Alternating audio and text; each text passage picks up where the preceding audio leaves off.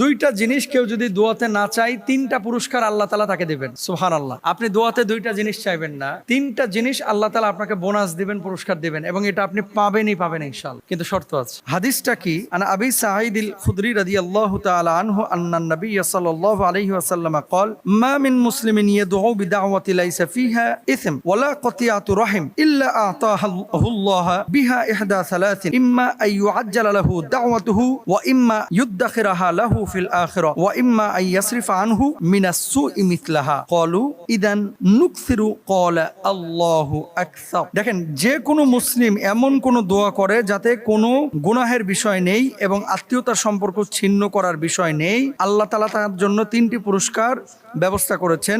এক নাম্বার, হয় তার দোয়া দ্রুত কবুল করে দেন। দুই নাম্বার, তার জন্য আখিরাতে সঞ্চয় করে রাখেন। তিন নাম্বার, অনুরূপ কোনো অকল্যাণ থেকে দূর করে দেন। মানে কোনো ব্যক্তি যদি দোয়ার মধ্যে আপনি গুনাহের কোনো কিছু চাইলেন না, যে আল্লাহ আমি আমার প্রেমিকার সাথে সম্পর্ক করতেছি, আল্লাহ কালকে দেখা করার ব্যবস্থা করে দাও, হারাম, এটা করা যাবে না। আল্লাহ ওই মহিলার সামনে যেন আর কোনোদিন না যায়, আল্লাহ এরকম ব্যবস্থা করে দাও, হারাম, এটা করতে পারবেন না।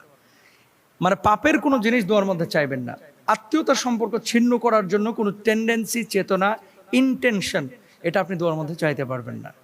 যদি না চান তাহলে আল্লাহ তাআলা তিনটা পুরস্কার দেবেন। এক নাম্বার, আপনার দোয়াটা দ্রুত কবুল হবে ইনশাআল্লাহ। দোয়া কবুলের এই মহা পুরস্কার তাদেরকে আল্লাহ তাআলা দেবেন যারা ওই দুইটা জিনিস না চাচ্ছেন। এরপরে দুই নাম্বার কি বললাম? অথবা তার জন্য আখিরাতে সঞ্চয় করে রাখবেন। আপনি যে দোয়াটা করছেন হয়তো বা দুনিয়াতে দিচ্ছে না, কিন্তু এটা আল্লাহ তাআলা আখিরাতে আপনাকে দেবেন, যেই জিনিসটা আপনি চেয়েছেন।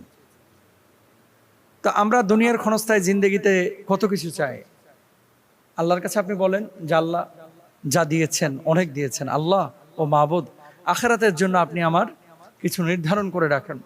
সাহাবী রিদওয়ানুল্লাহি আনহুম আজমাইন দুনিয়ার কোনো নাজ নিয়ামত দেখার পরে তারা অস্থির হয়ে যেতেন, না জানি আখিরাত আমার জন্য কোনো প্রতিদান থাকবে কিনা।